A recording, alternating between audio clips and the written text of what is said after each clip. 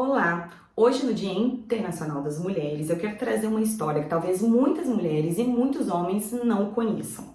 Há algum tempo eu já estudo capitalismo consciente justamente porque eu trabalho com treinamento para equipes e lideranças nessa expansão de consciência e nessa nova forma de fazer negócios que é tão importante nessa nova era que nós vivemos.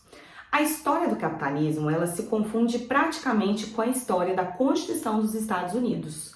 Quando os Estados Unidos decidiram se tornar uma nação, eles traziam o ideal do iluminismo de independência, de sabedoria, de liberdade e dessa repartição de poderes. E eles foram buscar na história algum modelo de gestão que pudesse trazer esses valores que eles tanto queriam.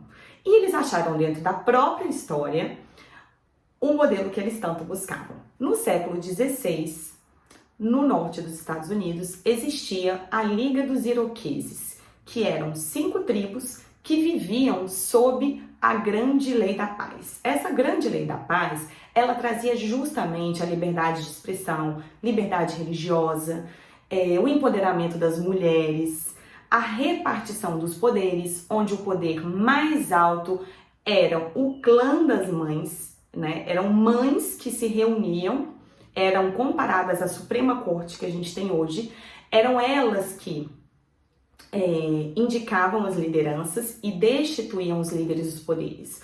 Os líderes eram homens, mas eles eram indicados por mulheres e destituídos por mulheres. Eram elas quem detinham a posse das terras, o dinheiro, o poder de decisão, caso alguma coisa acontecesse contra os princípios trazidos dentro da Grande Lei da Paz. E de todo esse modelo trazido pela Liga dos Iroqueses, muita coisa foi reaproveitada na Constituição dos Estados Unidos, que porventura também foi um grande influenciador dentro do capitalismo. E 2 coisas ficaram perdidas, 2 princípios muito importantes, que é o princípio da 7ª geração, em que, quando se tomasse qualquer decisão, deveria se considerar 7 gerações para frente. Qual impacto essas decisões causariam em 7 gerações para frente? E isso é muito atual. Hoje, no capitalismo consciente, a gente rever atitudes que nós tomamos lá atrás e hoje a gente já pensa no impacto que vai ser causado para as próximas gerações. E isso por muito tempo ficou de fora. A gente vem retomando agora com o capitalismo consciente, dentro dessa nova perspectiva, da nova realidade que a gente vive, um pouco dessa necessidade. E o segundo foi o empoderamento das mulheres. As mulheres que eram as decisoras, que eram as cabeças capazes de trazer a decisão ali para dentro desse modelo de gestão, ficaram de fora. E isso gerou consequências gravíssimas, porque por 140 anos após isso, as mulheres deixaram de ter direito de voto, supressão de direito econômico, que a gente vive até hoje, né? Consequências que vêm desde essa época. E isso também foi um grande tiro pro pé. Por quê?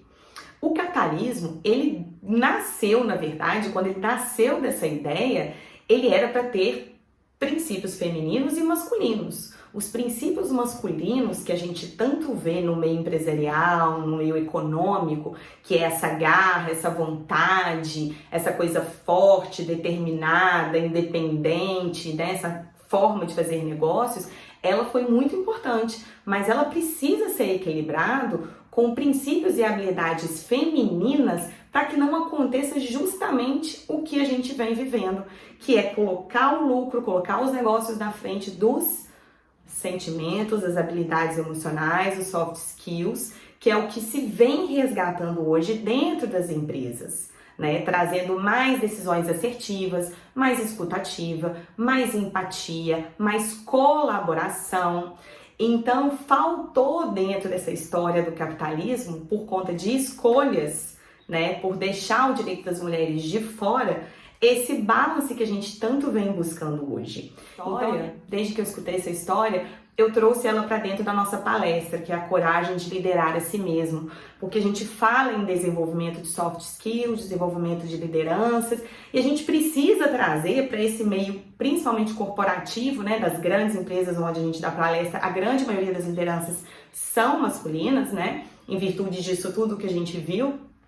Historicamente, as mulheres estão menos no poder. Eu vou compartilhar algumas notícias depois que eu separei sobre isso, para esse dia tão especial, que é um dia em que a gente, é um marco, né, que a gente já vem trazendo tantas brigas, hoje em formato mais de inclusão, né, o ESG tá aí, e na parte de social e governança, trazer mais mulheres para a liderança é uma estratégia que vem se tomando, é uma estratégia inteligente, porque você traz essas duas características, esse balance, né? Até o próprio liderança masculina desenvolver skills femininos é importante para que a gente consiga atender a realidade, né? O mundo mudou e a gente precisa mudar junto. E a gente precisa resgatar aquilo que a gente perdeu lá atrás por conta de decisões que agora cabe a gente mudar.